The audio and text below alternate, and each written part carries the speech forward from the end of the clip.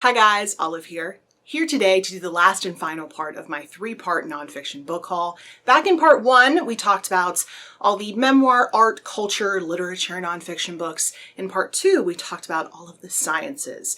And now finally, in part three, I'm going to show you all the nature, plant, animal, and also food nonfiction books that I've acquired over the past few months. I have a ton of books to show you, so let's not waste any time at all. The first book is The Sakura Obsession by Naoko Abe. This book is all about an eccentric Englishman who fell in love with Japanese cherry blossoms and helped to revitalize them in Japan when native populations began declining. Not only does this book sound super interesting, but I want to show you something about the book as well, because the naked hardback is this gorgeous bubblegum pink color. I knew I had to buy this book when I saw this color.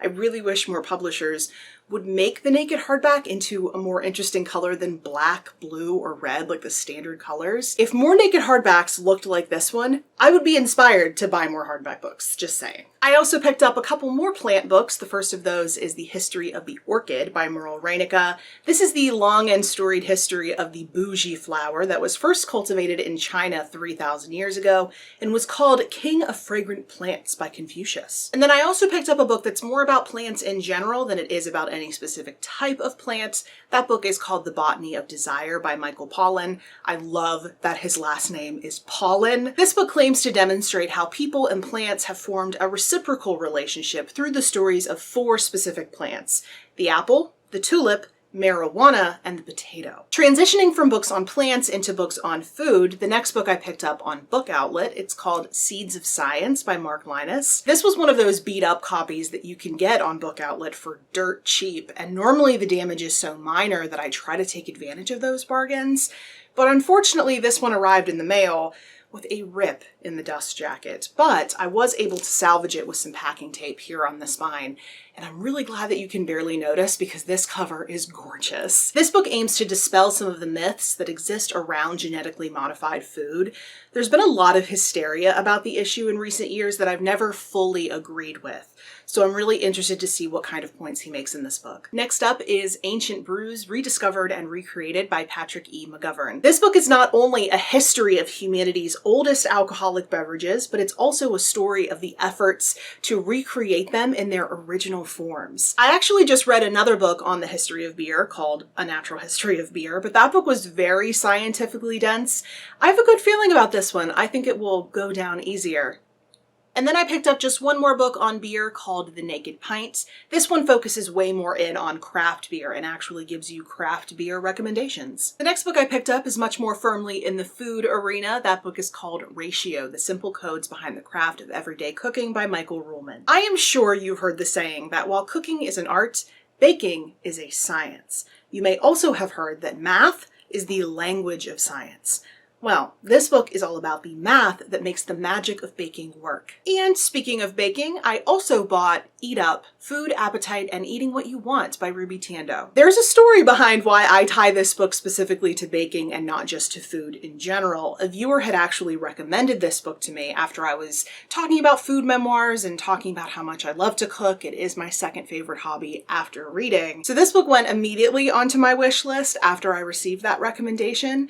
And then I started binge watching The Great British Baking Show. And I'm the type of media consumer that I can't just read a book or watch a movie or watch a TV show without Googling every single thing about it. I want to know everything about it. So while I was watching one of the seasons and Googling all of the contestants, as I do, I noticed that one of their names was Ruby Tando. And I thought, wait, don't I have a book on my wish list by someone with that name? And wouldn't you know it, this is indeed her book, all about the joy and meaning of food. I am so excited to read this. Moving away from books on plants and food and into books on natural history and animals, the first book within those two different categories is I Have Landed, Splashes and Reflections in Natural History. This is a collection of essays from prolific natural history writer Stephen Jay Gould. As a natural history lover, I am so embarrassed to admit that I've never read any Stephen Jay Gould before.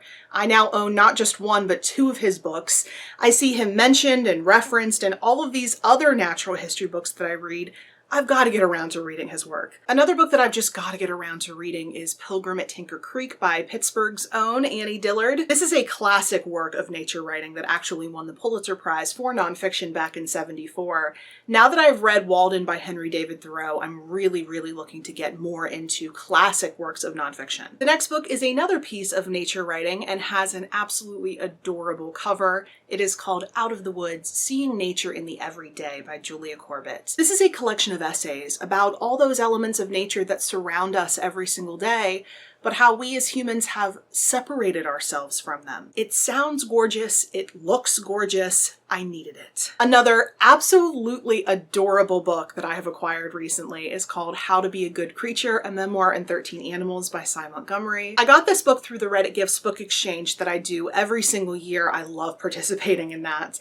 But I hadn't immediately put this book on my wish list when it came out because I was under the impression that it was a children's book, but thankfully someone corrected my thinking on that. Cy Montgomery is the author of one of my very favorite nonfiction books called The Soul of an Octopus.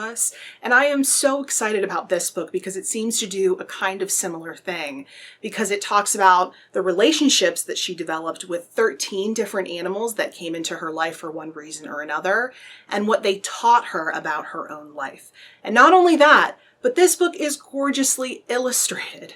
I really wish that I could retroactively go back and put this book on my 5-star nonfiction predictions list. Another book on animals that I picked up is called Furry Logic: The Physics of Animal Life. I had to push past some initial terror that I felt when I encountered the word physics in this book's subtitle, but this book claims to be able to solve some of the mysteries of animal behavior with physics. We'll see. This next one is one that I just absolutely could not resist. It's called A Charm of Goldfinches and Other Wild Gatherings: Quirky Collective Nouns of the Animal Kingdom by Matt Sewell. I absolutely love collective nouns. It's one of my very favorite things about the English language. So like a band of coyotes, an ostentation of peacocks. I think they are so clever and so much fun. I just love wordplay, so obviously I'm gonna lean into that with my entire body. Plus, the guy who runs the trivia night that we really like to go to every so often loves asking questions about collective nouns for animals. So this is going to be research, basically. It's also filled with really gorgeous illustrations. I am just so obsessed with this book. Now moving into a few books about specific animals, the next book I picked up is called Stolen World: A Tale of Reptiles, Smugglers, and Skullduggery by Jenny Aaron Smith. This is a tale of several smugglers who dealt specifically with rare reptiles. So morally, this book sounds really unsettling, but of course I want to know more. A book I picked up on clearance at a used bookstore that has a sticker on the cover I have to work on getting off is called Cow: A Bovine Biography by Florian Werner. This book is a cultural history of the female of the bovine species. I, of course, am very interested in cows. I just read another book about them that I ended up not being the biggest fan of, so I have much higher hopes for this one. And I knew that I had to pick this book up when I was paging through it at the used bookstore and saw a chapter entitled Apocalypse Cow. So much yes. And then I picked up Domesticated: Evolution in a Man-Made World by Richard Francis. This is a history of the process of domestication, how it tends to have some consistent physiological side effects,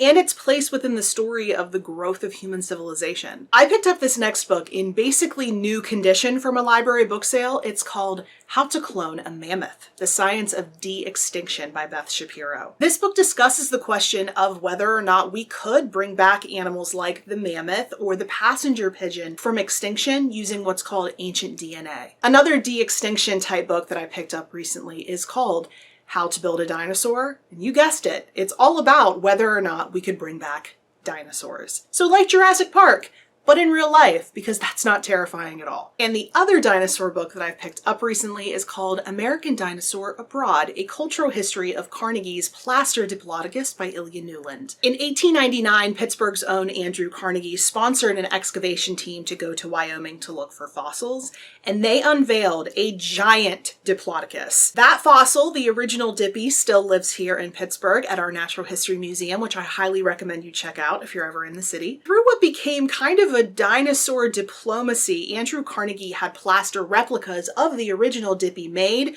for a whole bunch of different monarchs in Europe. And this is the history of those efforts, where all those different replicas went, how the media reacted. It is a fascinating story that sits at this really cool intersection of paleontology, history and politics. My husband and I were really lucky to be able to go and see this author give a talk.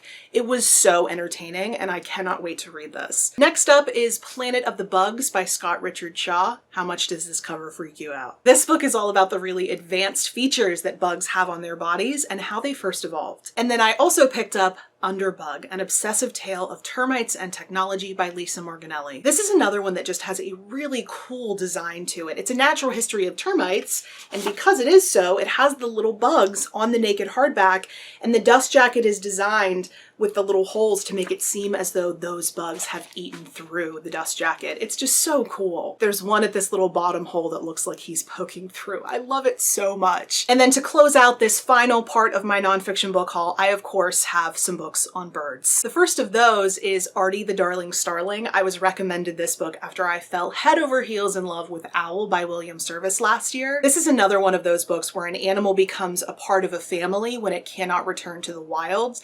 I love these types of books. They make my heart feel so full. But most of the books that I have that do revolve around a family taking in an animal are older. They were written quite some time ago. But this next one is actually a forthcoming book just like that. It's called Saving Jemima by Julie Zickfuss. It's due to come out in September. Steve actually sent me this advanced copy, which I'm very grateful for, but also felt entitled to, since he's the one who got me obsessed with these books in the first place. This is that same kind of book, except all about an orphaned blue jay. I cannot wait to read this one, and I might even review it. A much more humorous take on birds is called The Field Guide to Dumb Birds of North America by Matt Cracked. This is obviously a parody of a field guide, and it just teases and makes fun of all the books that are featured in here. It is absolutely hysterical. He even takes their names and turns them into obscenities, which I would show you an example of, but I know not everyone likes swearing.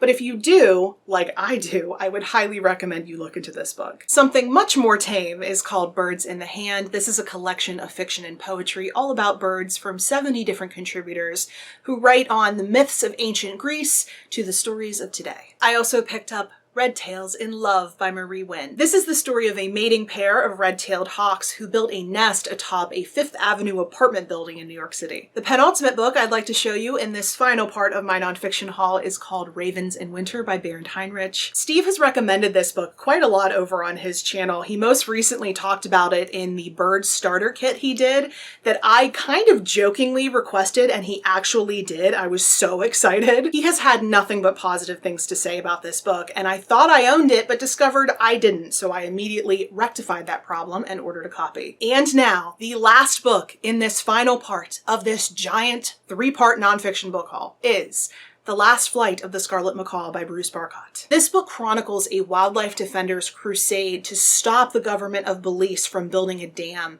that would flood the nesting ground of the only scarlet macaws in the country. It sounds really inspiring. So there you finally have it. Those are all the nonfiction books that I've picked up in recent months. As you can probably tell, I have a little bit of an addiction to picking up nonfiction books, but that's okay because I do go on to read them. As always, I would love to hear from you if you have read any of these books, if you've heard about any of them, or if you're now interested in picking them up, or if you put them on your TBR after hearing me talk about them. You can put that or any other comments or questions you may have down in the comment section below, but if you would like to reach out somewhere other than YouTube, I am on a variety of different places on social media, and the links to all of my profiles are in the description box below. Thank you so much for watching. I hope you're having a wonderful day, and I will see you in the next video. Bye.